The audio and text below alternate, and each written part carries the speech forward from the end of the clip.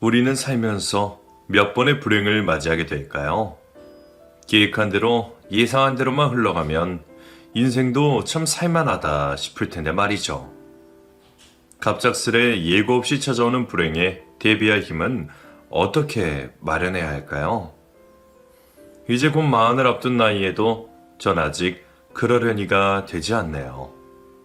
지금까진 내게 왜 이런 일이 벌어졌는지, 왜 하필 나이지 않은 억울함과 괴로움으로 불행의 모든 순간을 곱씹어 보곤 했었습니다. 제게 그 일이 생기기 전까지는요.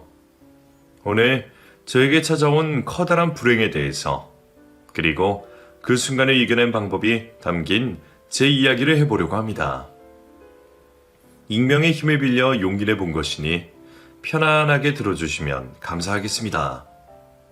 저는 서울에 사는 30대 주반 연서입니다. 지금은 작곡가로 활동하고 있고요. 저는 운 좋게도 비교적 여유로운 집안에서 태어났습니다. 아빠는 사업을 하시고 엄마는 직장에 다니시는데 그렇게 열심히 사셨던 덕분에 지금까지 안정적이게 자라올 수 있었던 것 같아요. 항상 부모님께 감사하게 생각하고 있고요. 아마도 그래서 저도 음악을 할 수 있었어요. 사실 직업 자체가 어느 정도 인정받는 위치까지 오르는 게 아니라면 굉장히 불안정한 일이고 벌이가 들쑥날쑥하니 생계를 생각하면 쉽게 도전할 수 없는 일이거든요. 하지만 부모님은 제 꿈을 응원해 주셨고 저도 덕분에 원하는 일을 포기하지 않을 수 있었고요. 그렇게 안정적인 기반으로 음악으로 유학까지 다녀왔고 지금까지 작곡 일을 하며 열심히 살아왔나요? 20대 후반까지만 해도 전 솔직히 굉장히 순탄했던 제 인생이 늘 이대로 평생 갈 것 같았어요. 굴곡 없이 어떤 감당 못할 아픔과 슬픔 없이 그냥 이대로 흘러갈 거라고. 날 사랑하고 믿어주는 가족들, 여유로운 형편, 내가 원하는 직장 등 제 인생에선 제가 딱히 예상하지 못했거나 기대밖의 일들이란 게 없었거든요. 물론 연인과의 이별, 건강 악화 등의 고통은 있었지만 그게 고난이라고는 생각하지 않았고요. 그 순탄하고 무난한 인생의 과정들이 제겐 너무 당연했던지라 이런 삶을 살게 된 것에 대해 감사하게 생각해 본 적은 없던 것 같네요. 그러다 보니 오히려 행복을 크게 느꼈던 적도 없던 것 같고요. 기본 상태가 행복할 수 있는 여러 조건을 지켜다 보니 어떤 일이 생겨도 와, 너무 행복한 일이다 라는 생각이 잘 안 드는 거죠. 사실 인생에서 가장 행복했다고 손꼽히는 순간이 있기는 해요. 제가 20대 초반에 만났던 남자, 그 남자로 인한 시간들이었죠. 그 남자를 처음 만난 것도 운명 같았어요.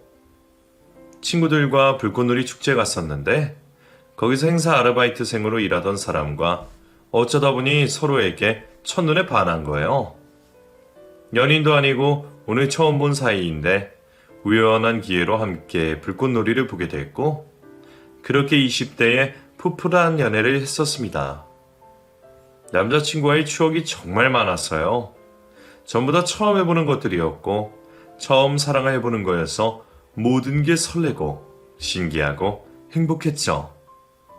특히 제가 당시 좀 아팠거든요. 제가 편두통을 앓고 있었는데 그즈음 뇌동맥류가 생겨서 시술을 했었어요. 몸이 그렇게 안 좋은 건 처음이었던지라 당황스럽고 힘들긴 했는데 그 시기 내내 남자친구가 제 곁을 지켜주었고 정성껏 살펴주니 사랑이 더 커질 수밖에 없었죠. 우리는 즐거울 때도 슬플 때도 아플 때도 함께한 사이니까 절대 끊어질 수 없을 거라 믿었습니다. 보통 주변의 언니, 오빠들이 그런 말을 했었어요. 인생에서 가장 기억에 남는 사랑, 가장 열정적으로 사랑한 사람은 남편이나 아내가 아니라 20대 초중반, 무모하고 용감하던 때에 만난 사람이라고요. 물론 케이스마다 조금씩 다를 순 있지만요. 희한하게 저도 그런 사람이 있었어요. 20대 초반에 만나 3년을 만나고 1년은 멀리 떨어져 있다가 헤어진 사람이었어요.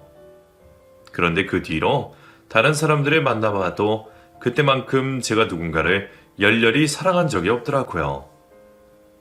정말 제 모든 걸 내어주고 싶었고 이 사람이 없으면 나도 살고 싶지 않다는 생각까지 했었죠.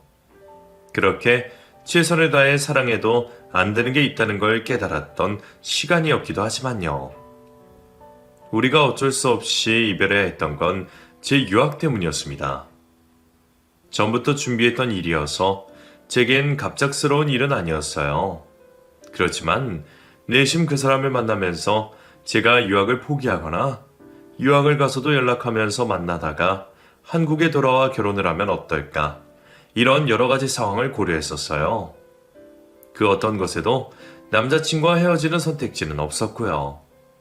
그게 제 이기심이었다는 걸 당시 전 몰랐던 것 같아요. 저는 계획대로 유학에 갔고 남자친구와도 연을 이어갔습니다. 초반에는 연락을 잘 주고받았어요. 당시엔 지금처럼 연락망이 좋을 때가 아니라서 편지를 꼬박꼬박 주고받았죠. 그렇게 반년이 지났을 무렵 저는 점점 더 바빠졌고 연락을 소홀히 하게 됐어요. 전부 다 제 잘못이었죠. 어리석었던 저는 그렇게 믿었던 것 같아요. 내가 바쁘면 그래도 남자친구가 다 이해해 줄 거라고. 1년이 될 무렵 남자친구에게 마지막 편지가 왔습니다. 자신이 아직 어리고 부족해서 저를 포용해 줄 자신이 없다고요. 거기서 후회되지 않게 하고 싶은 공부 열심히 하고 오라고 하더군요. 제가 잘못하고 있다는 걸 어렴풋 알고 있었으면서도 막상 이별을 고하니 적지 않이 충격이더라고요. 정말 이별이 다가왔다고 생각하니 정말 많이 힘들었고 지금이라도 당장 한국으로 돌아가고 싶은 마음이 들었지만 그럴 수 없었어요. 제 가진 걸 모두 내어줄 수 있을 거라 믿었는데 그 순간이 오자 저는 제 일상과 욕심을 포기 못하는 이기적인 사람이더라고요. 결국 우리는 그렇게 헤어지게 됐습니다. 20대 초반부터 중반까지 그 연을 이어오면서 제게는 잊을래야 잊을 수 없는 사람이 되었어요. 그 이후로 몇 번의 연애를 했고 행복하게 만났지만 사랑이었다고 말할 수 있는 건 그때뿐인 것 같았어요. 그 사람이 너무 그리울 때마다 저 스스로 합리화를 했었습니다. 한창 용감할 때 만났던 거라서 계속 생각나는 거라고. 그 사람도 좋았지만 그때의 만남과 그때의 사랑하던 제 모습이 더 기억에 남는 걸 거라고. 그렇게라도 합리화하고 스스로를 다스려야 하루를 보낼 수 있었어요. 그렇게 또 3년이 지나고서 저는 건강 문제로 귀국을 하게 됐습니다. 시술 후유증인지 머리가 계속 아파서 공부를 계속 이어갈 수 없었거든요. 그렇게 한국으로 돌아온 후 저는 작곡가로서 활동하며 일을 하기 시작했습니다. 운 좋게도 일이 잘 풀려서 바쁘게 보낼 수 있었고요. 그러던 중 어느 프로젝트를 참여하게 됐는데 제가 꼭 하고 싶던 일이라서 굉장히 열심히 임하려 했었어요. 훌륭한 팀원들을 만나 금방 가까워져서 어느 때보다 재밌게 일하고 있었는데 그곳에서 전 남자친구를 만나게 된 겁니다. 전 남자친구는 음향 감독으로 일하고 있었어요. 그 사람을 다시 제외하게 된 순간이 아직도 생각나네요. 제가 새로운 팀원들에게 인사를 갔던 때였는데 그 사람은 진즉 그 무리 속에 섞여서 저를 보고 있었던 거예요. 그래서 전 남자친구와 인사를 나누는 차례가 됐을 때 저는 너무 놀라 얼어붙었고 전 남자친구는 저를 그저 물끄러미 쳐다만 보고 있었습니다. 나중에 알고 보니 그 사람은 제가 오는 걸 전날에 이름이 적힌 명단을 보고 알았다 하더라고요. 그 사실에 그날 밤 한숨도 못 잤다 하고요. 이런 식으로 이런 자리에서 만날 줄은 우리 둘 다 예상하지 못했거든요. 살면서 한 번쯤 얼굴이라도 보고 싶던 사람이었는데 이렇게 만난 게 어쩌면 다행이다라는 생각이 들었습니다. 눈물이 날 것 같았지만 꾹 참았죠. 그 이후로 우리는 협업을 하면서 종종 만날 기회가 생겼습니다. 사실 그 사람을 다시 만나게 된 이후부터 고민했었어요. 따로 밥을 한번 먹자 하자고 했지 이야기라도 해보자고 할지, 아니면 그냥 모른 척하는 게 예의일지. 이젠 다 잊었다고 생각했는데 얼굴을 보니까 다시 만나고 싶어 미치겠는 거예요. 그렇지만 저도 잘못한 게 있으니 염치불구하고 들이댈 순 없었죠. 그렇게 전 남자친구 주위만 빙빙 돌면서 3개월이 흘렀습니다. 그 사람은 저에게 굉장히 냉담했었어요. 시선 한번 준 적 없었고 말도 먼저 건 적이 없었죠. 새로운 사람이 생겼거나 제가 말도 섞기 싫을 정도로 밉거나 둘 중 하나라고 생각했습니다. 그냥 이대로 마음을 접어야 하나 싶었을 즈음 전 남자친구에게서 연락이 왔습니다. 따로 얼굴 볼 수 있겠냐고요. 저는 당장 좋다 하고 바로 만나러 갔습니다. 갈 때만 해도 사실 가벼운 마음이었어요. 사랑하던 사람의 얼굴을 가까이서 다시 한번 볼 수 있겠구나. 어쩌면 다시 만나서 예전처럼 행복하게 연인으로 지낼 수 있겠구나. 그런 생각들로요. 우리가 어떻게 만났었는지, 어떻게 헤어졌었는지 그런 지난 일에 대해선 생각하지 않았죠. 그런데 다시 만난 그 사람은 앞자리에 앉은 저를 가만히 30분 동안 바라보기만 하는 겁니다. 그러더니 갑자기 눈물을 펑펑 쏟아내는 거예요. 한 번도 우는 모습을 보인 적 없던 사람이라 너무 놀란 저는 아무 말도 할 수 없었죠. 그러더니 제게 이런 얘기를 하더군요. 저와 그렇게 헤어지고 나서 정말 목숨을 끊을까 하는 충동도 들었을 만큼 힘들었대요. 저와 떨어져 있는 게 너무 힘들고 제 공부에 자기가 방해가 되는 것 같아 먼저 헤어지자고 했지만 곧바로 후회했고 붙잡고 싶었대요. 하지만 당시 학생이었던지라 돈도 없어서 찾아갈 수도 없었고 다시 연락하자니 제가 돌아오지 않을 것 같았대요. 그 이후로 2년 넘게 힘들어했고 아직까지도 누군가를 만난 적 없다고 하더라고요. 그 이야기를 아이처럼 눈물이 뚝뚝 흘리며 말하는데 가슴이 무너질 것 같았습니다. 전 제 잘못을 전부 다 잊고서 아무렇지 않게 그 사람을 대했고 뻔뻔하게도 쉬운 마음으로 다시 만나려고 했던 거예요. 너무 미안해서 저도 그 자리에서 함께 울 수밖에 없었습니다. 저를 다시 만나는 게 두렵다고, 이제야 조금 잊어가는 것 같은데 흔들리고 싶지 않다는 그 사람을 붙잡고 한참을 설득했습니다. 내가 잘못했던 것만큼 더 잘할 테니 그 기회를 달라고요. 쉽게 답을 내리지 못했지만 그 이후에도 저는 이제 적극적으로 그 사람에게 다가갔고 우리는 결국 다시 만나게 되었습니다. 아까 제가 그런 말을 했죠.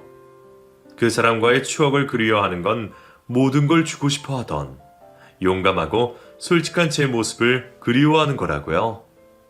그런데 다시 만나보니 아니더라고요. 저는 그 사람뿐이었던 것 같아요. 그 사람을 사랑하고 그리워하는 거였어요. 제외한 우리는 하루하루가 소중하게 만났습니다. 어쩌면 전보다 더 깊은 사랑을 했던 것 같아요. 못 본 시간 동안 힘들고 그리워했던 만큼 후회하지 않게 서로에게 애정을 쏟았고 행복하다 생각했던 예전 그때의 감정을 그대로 다시 느껴볼 수 있었죠. 우리는 그렇게 자연스럽게 결혼을 약속하게 되었습니다. 미래 커플들이 그러하듯 서로의 부모님께 배우자로서 인사를 드리게 됐고요. 그런데 저희 집 쪽에서 남자친구에 대한 반대가 심했습니다. 사실 남자친구 집안 사정이 좀 복잡하거든요. 여러 사정이 있긴 하지만 결과적으로는 남자친구가 그 집안의 실질적 가장이라는 점 때문에요. 시부모님은 따로 일을 안 하신 지 오래되셔서 남자친구와 남자친구 여동생이 벌어오는 돈으로만 모든 생활을 충당하셨습니다. 실제로 남자친구는 그래도 자기 일쪽 분야에선 꽤나 인정받아서 벌이가 좋은 편이었거든요. 그런데 그중 반을 매달 부모님 생활비로 보냈습니다. 연애할 때 그 부분을 알게 됐지만 그렇다고 해서 제가 남자친구와 그 집안일에 대해 따로 터치한 적은 없었고요. 그게 제 돈도 아니고 그건 남자친구의 선택이니 어련히 알아서 지혜롭게 해나갈 거라 믿었습니다. 그런데 아무래도 그 사실을 들은 저희 부모님 생각은 달랐던 것 같아요. 잘 생각해보면 저였어도 제 딸이 그랬으면 반대했을 것 같기도 하고요. 월급이 크든 적든 그중 반을 시댁에 드린다면 누가 이해해 주겠나요? 돈 문제도 그렇지만 생활비를 드리고 그걸 당연하게 받는 그 태도 자체가 부모님께 묶여 산다는 거고, 그럼 옆에 있는 저까지 덩달아 힘들어질까봐 여러모로 걱정이셨을 거예요. 그동안 이 부분에 대해서 남자친구와 많이 이야기하기도 했어요. 본인도 이제는 그만 벗어나고 싶어서 부모님의 말씀을 거절하고 싶은데, 시부모님이 워낙 성격이 세시기도 하고 툭하면 자식된 도리, 낳아준 은혜를 언급하면서 닥달하니 어쩔 수가 없다고요. 하지만 만약 결혼하면 우리는 하나가 되는 거니까 저만 괜찮다면 원래 드리던 거에서 반이나 3분의 1만 드리겠다고 약속하더군요. 남자친구가 분명 약속을 지킬 사람이라는 걸 전 알고 있었어요. 그 정도면 저도 어느 정도 조율이 됐다 생각하고 포용할 수 있을 거라 판단했습니다. 마음이 불편하다 싶으면 저도 제 월급에서 부모님께 용돈 드리면 되는 문제였고요. 그래서 부모님께도 이런 식으로 설득하고선 제가 얼마나 남자친구를 사랑하는지, 얼마나 오래된 귀한 인연인지 매일 붙잡고 부탁드렸습니다. 제발 허락해달라고요. 부모님 마음이 쉽게 굽히지 않자 남자친구는 앞으로의 계획과 우리가 결혼해야 하는 이유를 정리한 문서를 들고 저희 집을 찾아왔습니다. 그 목록 하나하나를 읊으면서 저 어떤 미래를 그리고 있는지, 현실 가능한 면에서 자신이 어디까지 성공할 수 있는지에 대한 발전 가능성과 우리가 함께라면 얼마나 행복할지에 대해서 발표했습니다. 그러자 부모님도 어느 정도 마음이 수그러지시더라고요. 그렇게 우린 결국 결혼을 허락받았고 식을 올리게 됐습니다. 어느 정도 예상하긴 했었지만 결혼 후에 시어머님의 경제적 간섭이 심하긴 했습니다. 제가 쉽게 이해할 수 있는 범주의 논리가 아니긴 했어요. 어머님은 제게 이따금씩 문자를 보내시기도 하셔요. 이번 달에 얼마를 벌었는지, 생활비는 얼마로 생각하는지, 가계부를 쓰고 있는지 등을 물으셨죠. 지금까지 당신 아들의 경제적 상황을 통제해왔는데 결혼하고 나서 그러지 못하니 꽤나 답답하신 것 같더라고요. 또 가령 어머님은 이런 말을 하시곤 했었죠. 결혼을 해서 두 사람이 됐고 그만큼 벌이도 늘었을 텐데 용돈은 왜 3분의 1만 주는 거냐?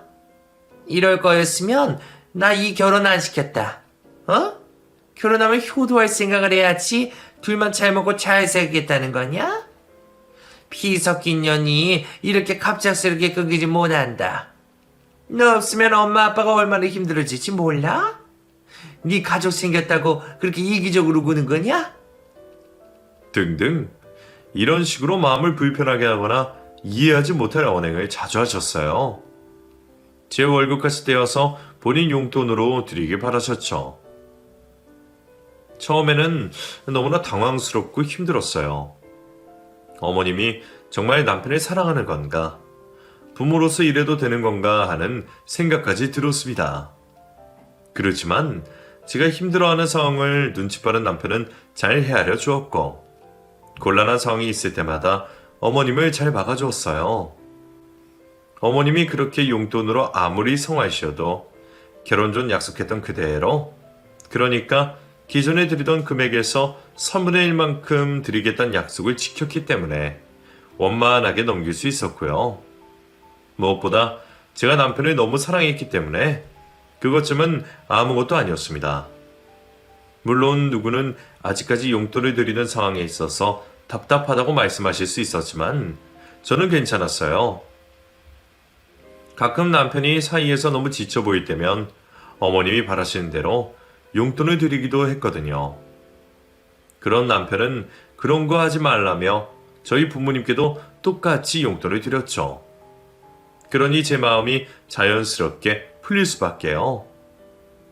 저희는 원래 아이 없이 둘이서만 살 계획이었습니다. 흔히들 딩크족이라고 하죠. 아이를 싫어하는 건 아닌데 워낙 둘이서도 좋으니까 다른 부분에 있어서 구애 없이 자유롭게 여행도 가고 데이트도 가고 싶은 마음이었어요. 그래서 애초에 결혼 전에도 이야기 나눴던 부분이고요. 그런데 결혼 후 1년이 지났을 즈음 우리에게 생각지 못한 일이 생긴 겁니다. 아이가 생긴 거예요. 만약 바라던 아이였다면 축복이 온 거라 말할 텐데 당시에 전 그런 마음이 아니었어요. 이를 어떡하지 싶은 생각뿐이었죠. 전 제가 엄마가 될 준비가 안 됐다고 생각했거든요. 엄마의 책임을 다하면서 아이를 똑바로 키워낼 수 있을까 하는 생각으로 제 자신을 의심했던 것 같아요. 그래서 아이에겐 너무나 미안하게도 임신 초반이 좀 너무 힘들었어요. 그렇지만 남자친구, 이젠 남편이 된 그 사람이 제게 그러더군요. 소영아, 이 아이는 우리가 생각하지 못했던 계획이긴 했지만 이렇게 우리 찾아와 주었잖아. 그러니 다시 계획을 세워보자. 우리가 꿈꿨던 둘만의 행복한 삶에서 아이만 더해진 거야. 아이는 내가 키울 수 있도록 많이 노력할게. 이런 짐을 안겨준 것 같아. 미안해. 한창 우울함을 느끼던 저에게 남편은 너무나 든든하고 다정하게 위로해 주었고 그로 인해 시간이 갈수록 저도 조금씩 마음으로 아이를 받아들이게 됐어요. 내 몸에서 아이가 조금씩 크는 모습을 보면서 저에겐 절대 없을 거라 생각했던 모성애가 생기는 기분이더라고요. 뭐라 해야 할까? 얼굴도 보지 못한 아기인데 너무나 소중해서 눈물이 날 것만 같은 그런 느낌이요. 임신 기간 내내 남편은 곁에서 물심양면으로 도왔고 그 덕분인지 다행히도 전 별다른 큰 탈 없이 아이를 출산하게 되었습니다. 아이는 건강한 남자아이였어요. 아이를 처음 안았을 때 그 벅참은 아마 평생 못 잊을 겁니다. 나에게 이런 아이가 찾아오다니 그 감격스러움에 아무 말도 할 수 없었죠. 사실 낳고 바로 봤었을 땐 솔직히 사람이 이렇게 못생겼을 수 있나 싶었거든요. 신생아는 원래 그렇다는 걸 몰랐던 거죠. 아이는 조금씩 살이 올랐고 하얘지고 주름도 사라지고 남편을 닮아갔어요. 남편의 이목구비를 그대로 닮아 거의 판박이 같았죠. 그래서 더 좋긴 했어요. 똑 닮은 두 사람을 보고 있자니 이 세상에 내가 가장 사랑하는 사람이 두 명이 된 기분이었습니다. 그렇게 우리는 새 식구가 되었고 남편의 말처럼 이젠 또 다른 미래를 꿈꾸게 되었어요. 그리고 그 미래는 둘만 있을 때의 행복보다 더 크게 느껴졌습니다. 만약 아이가 찾아오지 않았다면 평생 알지 못했을 행복이었겠죠. 인생의 태로는 계획처럼 되지 않는 게 행운일 수도 있겠다는 생각이 들었습니다. 임신했을 당시엔 별 증상이 없었는데 오히려 출산 후에 전 시술 후유증에 시달렸습니다. 시도 때도 없이 찾아오는 두통과 안면 마비로 굉장히 힘들었어요. 차라리 수술을 받아봐야 하나 싶었죠. 그렇지만 병원에선 아직 수술할 정도도 아니고 큰 이상은 없다고 하기에 약으로만 이겨낼 수밖에 없었습니다. 남편은 곁에서 그런 저를 지켜보며 많이 힘들어했어요. 원래도 아이를 갑작스럽게 가지게 된 게 자기 탓 같아서 죄책감 갖고 많이 미안했었거든요. 어쨌든 임신과 출산을 겪는 건 저 혼자니까요. 그런데 그 이후로 후유증까지 달고 사니 거기에 대한 부채감이 컸던 것 같았어요. 저는 괜찮다 했지만 남편이 밤마다 잠도 못 자고 식탁에서 눈물을 훔친다는 걸 알고 있었습니다. 그런데 전 정말 괜찮았어요. 그로 인해 임신을 후회하거나 제 선택을 되돌리고 싶다고 생각한 적은 한 번도 없었고요. 그냥 지금처럼 우리 가족끼리 사랑하고 서로 위해주는 마음이 있다면 무엇이든 이겨낼 수 있을 거라고 생각했습니다. 그 후로 시간이 훌쩍 흘렀어요. 아이는 3살이 됐고 우리 집에선 웃음소리가 끊이지 않았습니다. 아이의 귀여운 재롱을 볼 때면 시간 가는 줄 몰랐어요. 이 세상 가장 좋은 걸 먹이고 싶었고 가장 좋은 걸 입히고 싶었어요. 제 목숨처럼 귀한 사람이 또 생길 줄 몰랐는데 정말 행복하더라고요. 그렇게 아이가 생기고 생각 외에 지출이 많아지더라고요. 미리 돈을 모아둬야 할 필요성도 느꼈고요. 제가 육아 때문에 일을 못하다 보니 더 마음이 급했던 것 같아요. 그래서 친정 부모님께 도움을 받았는데 남편이 굉장히 미안해하더라고요. 시댁 부모님께는 용돈을 드리는데 장인어른 장모님께는 용돈을 받아서 자기가 염치가 없다면서요. 그래서 남편은 시부모님께 드리던 용돈을 그 해부터 드리지 않기로 했습니다. 처음엔 시부모님이 굉장히 노발대발하셨지만 남편이 딱 잘라 거절하더군요. 더 이상은 안 된다고요. 그러자 시부모님도 점점 사그라지시더니 시아버님은 새로 일을 구하셨더라고요. 어머님도 소일거리를 시작했다 하시고요. 뭔가 제 입장에서 죄송하다 싶기도 했지만 그래도 용돈을 드린 세월도 길고 그간 드린 금액이 만만치 않으니 이 정도면 저희의 도리도 충분하다 싶었습니다. 남편은 아이 학비 벌어두려면 열심히 벌어야 한다면서 일을 엄청나게 많이 늘렸어요. 너무 무리하는 것 같아서 쉬엄쉬엄 하라고 해도 말을 듣지 않았죠. 그러면서도 집에만 오면 아이부터 안아주고 몇 시간 내내 놀아주니 참 한결같은 사람이다 싶었습니다. 일을 늘린 남편은 주말에도 종종 출장을 가기도 했습니다. 그중 주말에 갑자기 잡힌 일 때문에 지방에 내려갈 일이 생겼어요. 그날은 사실 저희 결혼기념일이라서 주말이기도 하겠다. 아이랑 여행을 가려고 했었거든요. 남편은 계획에 차질이 생겨 미안하다며 자기가 일 가는 곳이 가족들 여행 많이 가는 곳이니까 겸사겸사 거기로 같이 가자고 하더군요.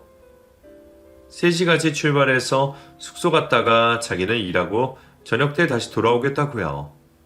뭐 어려운 일은 아니니까 수락했었죠. 함께 있기만 하면 되니 장소야 뭐 상관없었고요. 그런데 그날 오전에 제게 갑자기 다른 일정이 생긴 겁니다. 같이 출발하기로 했지만 어쩔 수 없이 저는 후발대로 출발하기로 했고 남편이 아이를 데리고 먼저 가기로 했어요. 아이도 어느 정도 컸으니 별일 없을 거라 생각했어요.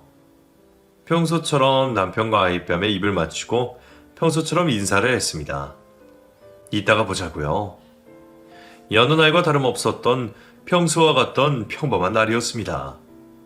그렇게 저는 약속 장소로 가고 남편이 먼저 떠난 후 2시간쯤 흘렀을까. 저도 이제 막 출발하려는데 전화가 한 통 오는 겁니다. 아무 생각 없이 저는 전화를 받았고 그 자리에 바로 주저앉았어요. 남편과 아이가 사고를 당했다는 겁니다. 당장 병원으로 오라고 하기에 저는 미친 듯이 달려갔어요. 가는 그 시간 동안 몇 번, 아니 몇백 번의 기도를 했어요. 제발 살아만 있어달라고. 뭐든 좋으니까 목숨만 살려달라고 신께 빌고 또 빌었습니다. 그러면서도 별일 아닐 거라고. 이렇게 허무하게 떠나기엔 우리의 삶이 너무 행복했었다고. 말도 안 된다 생각했습니다. 병원에 도착하고서 피로 물든 남편과 아이를 본 저는 그 자리에서 기절하고 말았습니다. 눈을 떠보니 제가 병원 침대에 누워 있더라고요. 전 곧바로 일어나지 않고 비몽사몽한 상태로 병원 천장을 가만히 쳐다만 봤어요. 이거 꿈 아닐까? 사실 내가 지금 집에서 자다가 기분 나쁜 꿈을 꾼 게 아닐까 하고요. 그리고 제발 그게 맞다고. 꿈일 거라고 여기면서 눈을 몇 번이나 감아다뜨길 반복했습니다. 하지만 현실은 너무나 냉담했고 꿈보다 싸늘했습니다. 남편과 아이는 병원에 실려온 직후 세상을 떠났습니다. 제가 갔을 땐 이미 이 세상 사람이 아니었죠. 그 당시를 설명하는 건 너무나 괴롭고 가슴이 찢어질 듯하여 구체적으로 생각하고 싶지 않네요. 병원을 찾아온 시부모님, 친정 부모님을 보면서도 전 현실이 믿기지 않았어요. 병원이 곧장 떠나갈 듯 울음바다가 돼도 저는 제가 어떻게 이 사실을 받아들여야 할지 도통 감이 오지 않았습니다. 그때의 심정을 그 누가 헤아려 줄 수 있을까요? 무슨 정신이었는지 모르지만 장례식을 치른 후 2주가 흘렀습니다. 저는 한 번도 방 안에서 나오지 않고 있었어요. 세상에 나갈 이유도 나설 힘도 나가고 싶은 마음도 없었죠. 단지 죽기 직전까지 삶을 간신히 연명할 정도의 음식물만 먹으며 누워 있었어요. 어떻게든 저를 살리려는 엄마 덕분에 가능했던 일이었죠. 엄마는 매일 저희 집을 찾아와 친정으로 가자고 울면서 말씀하셨습니다. 하지만 전 우리가 함께했던 집을 떠나고 싶지 않았어요. 그 집에 있으면 남편과 아들이 웃으면서 여행 너무 즐거웠다고 행복한 걸음으로 들어올 것만 같았거든요. 내가 없으면 그 모습을 못 볼 테니까 도저히 그 집을 비울 수가 없었습니다. 매일 밤 가슴이 치면서 울부짖었던 것 같아요. 나에게 왜 이런 불행이 찾아온 건지, 이 살이 애는 고통을 어떻게 이겨내야 할지 몰라서 그냥 울고 또 울 수밖에 없었습니다. 그렇게 울었는데도 눈물은 쉽게 마르지 않고 자꾸만 쏟아져 나왔어요. 어느 날엔 아이의 울음소리, 웃음소리가 건너방에서 들려오는 것 같아 달려간 적도 있고요. 잠잘 때 늘 머리카락을 어루만져주던 남편의 손길이 그리워서 억지로 수면제를 먹고 잠든 적이 수일이었어요. 꿈에라도 나오면 너무 그립고 또 행복해서 깨고 싶지 않았고 다시 만나고 싶어서 억지로 잠을 청했습니다. 혼자 남은 저는 삶의 의욕을 잃은 채 그렇게 조금씩 죽어가고 있었어요. 아니, 차라리 그렇게 이 세상에서 사라지고 싶었습니다. 가장 사랑하던 아이들이 한 번에 제 곁을 떠났는데 제가 어떻게 땅에 발붙이고 살아갈 수 있을까요? 차라리 남편과 아이가 있는 천국으로 가는 게 훨씬 마음 편할 거라 생각했었죠. 그리고 그 생각은 점점 더 커져가면서 제 마음을 잠식하고 있었습니다. 3개월 동안 방에만 머물던 저는 그 집을 처분하기로 했습니다. 당시 무슨 마음이었는지는 정확히 기억 안 나지만 그냥 그래야 할 것 같았어요. 지금 생각해보면 그건 아마도 제가 이 세상을 떠나기 전 정리해야 할 숙제라고 생각했던 것 같아요. 일도 안 하고 차도 처분한 후에 남은 집을 내놓았습니다. 그렇게 한동안 손끝도 댄 적 없는 남편과 아이의 집을 정리하기 시작했어요. 하나를 치울 때마다 1시간씩 울었던 것 같네요. 그러다 보니 치우는 데만 일주일 정도가 흘렀고요. 그 물건들을 참아 버릴 수가 없어서 한데 모아 남편과 아이의 짐은 시댁으로, 아이의 남은 반절의 짐은 친정으로 보내려 했습니다. 당시에 저에겐 더 이상 필요 없을 물건들이었을 테니까요. 그렇게 짐을 정리하는 도중 여행날 남편이 챙기는 걸 까먹었다며 저에게 가져오라 맡겼던 캐리어를 열어보았습니다. 잊고 있다가 거기에도 남편 짐이 있을 것 같아 마지막 즈음 열어보았어요. 그런데 그 어지럽혀진 짐 사이에 봉투가 하나 있는 겁니다. 조심스레 열어보았더니 거기엔 편지와 통장, 도장 하나가 있었습니다.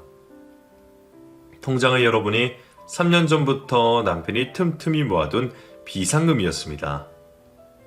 5만원, 10만원, 20만원씩 매주 꾸준히 입금해 두었더라고요. 대략 2천만원 정도였죠. 생활비하고도 이 비상금을 벌려고 그렇게 열심히 일했나 싶어서 너무 마음이 아프더라고요. 그런데 금액 옆에 입금자 이름이 처음부터 끝까지 똑같더라고요.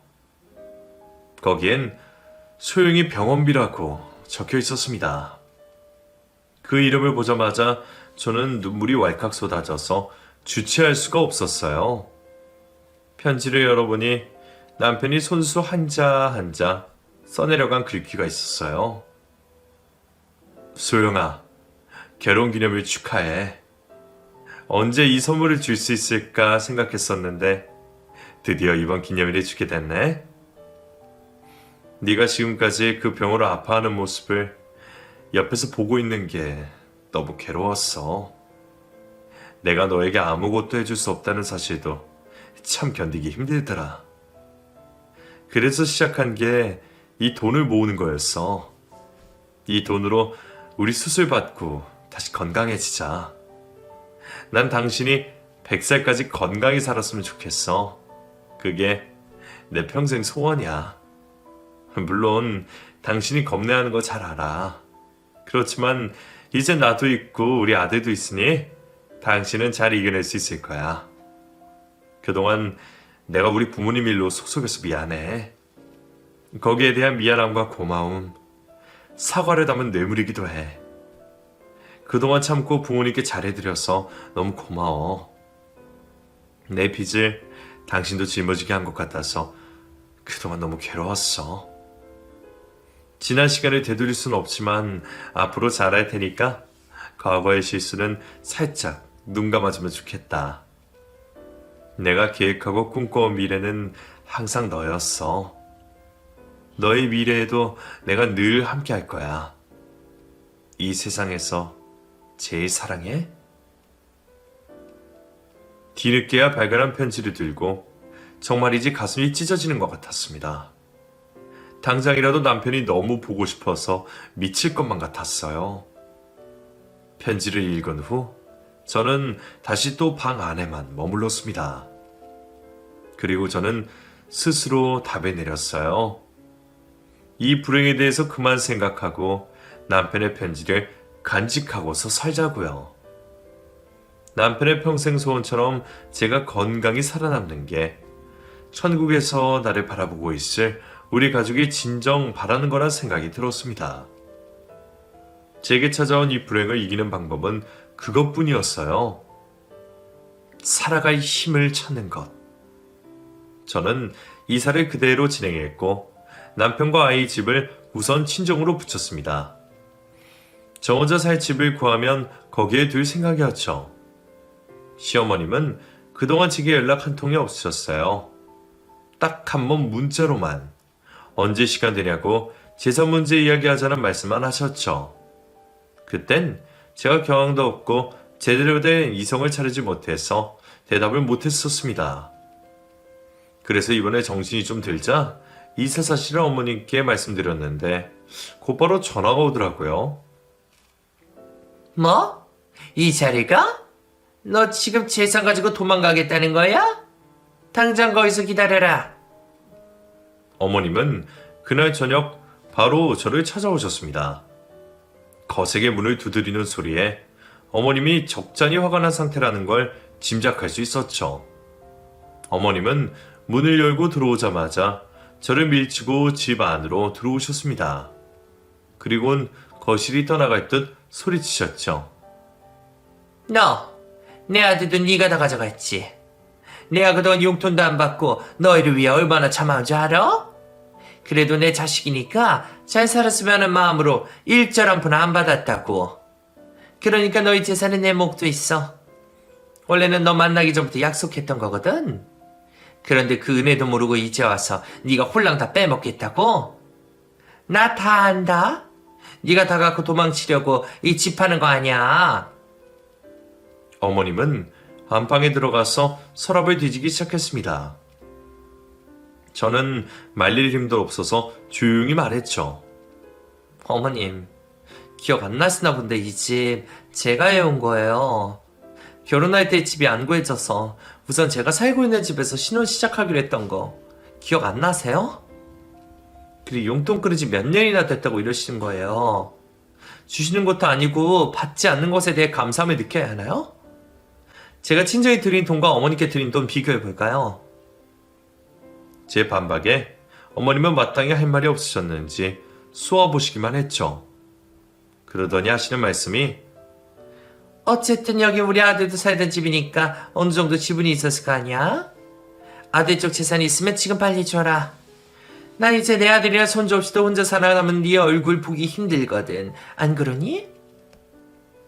넌 이제 네 인생 살고 우리도 우리 인생 살면 되는 거다. 그렇게 쳐다보지 마라. 나도 힘들어. 남편 잃은 고통이 아들 잃은 고통보다 크겠니? 힘들어도 내가 더 힘들다고. 피서끼려는 차원이 다르다. 이 상황에서도 돈돈거리는 시어머님을 보며 저는 더 이상 말할 기운이 없었습니다. 그래도 사랑하는 이의 가족이니 그동안 참아왔던 건데 이제는 왠지 인간으로도 보이지 않더군요. 그래서 전 남편이 남긴 편지와 통장을 가져가 보여드렸어요. 시어머님은 이게 남편이 남긴 재산이냐며 화색이 도는 얼굴로 받아드셨습니다. 그리고 편지를 읽으시는데 얼굴이 점점 붉어지시더군요. 떨리는 손으로 통장을 펼쳐보시더니 아무 말이 없으셨죠. 그 이가채 병원비로 남긴 돈이에요. 같이 모으던 다른 재산은 공동소유라서 제 몫이고요. 거기 남편이 적은 말 있죠.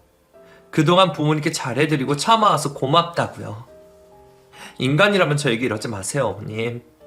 이렇게 아나무인으로 구시면 더 이상 못 참습니다. 어머님 말 따라 이젠 저도 남편이 응원해준 제 인생 살 거거든요.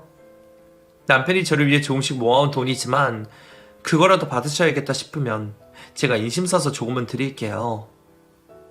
어머님은 통장과 편지를 내려놓으시더니 저를 흘낏 쳐다보셨습니다.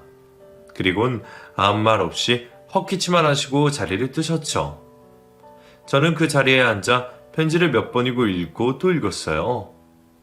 남편이 남긴 말 하나하나가 제 마음속에 박히는 기분이었습니다. 아마 남편은 하늘나라에서 우리 아들을 신나게 놀아주며 저를 기다리고 있겠죠? 조금만 더 기다려달라 해야겠어요. 저는 조금 더 남편과 아들이 남긴 목까지 살다가 가겠다고요. 그 뒤로 저는 어머님 통장으로 1,000만 원을 붙였습니다. 그게 제가 시어머니께 하는 마지막 도리이자 남편이 두고 갔을 마음의 진 몫이었어요. 남편이 들으면 왜 그랬냐며 또 저를 꾸짖을 수도 있지만 그래도 어쩌겠어요. 이게 남편을 사랑하는 제 선택인 것을. 남의 돈은 어떻게 써야 할지 천천히 생각해 보려고요. 나만을 위해서 쓰는 게 아무래도 좋을 듯 해서 가장 최적의 순간을 위해 오래 기다려보고 합니다. 시간이 어떻게 지나가는지 모르겠습니다. 세상은 참 빨리 돌아가고 지난 것들은 모습을 어느덧 감추며 새로운 일들이 또다시 다가옵니다. 저는 아직 제게 다가온 불행을 완전히 이겨내지 못했습니다. 아직도 남편과 아들을 생각하면 이 삶이 너무 길다고 느껴져요. 하지만 아까 말했듯 불행과 고통의 연속인 삶 속에서 버텨내기 위해 내가 살아야 할 이유를 많이 만들어야 할 것 같아요. 이 세상에 남고 싶은 이유, 남아야 하는 이유들이요. 저에겐 그게 편지에 남긴 남편의 말이었고 가족이 마지막까지 죽어간 사랑이었습니다. 앞으로 그 마음 잊지 않고 다시 또 내일을 살아가 보려고 해요. 그럼 지금까지 긴 글 읽어주셔서 감사합니다. 여러분의 오늘 하루는 희망으로 가득 차 있었으면 좋겠습니다. 감사합니다.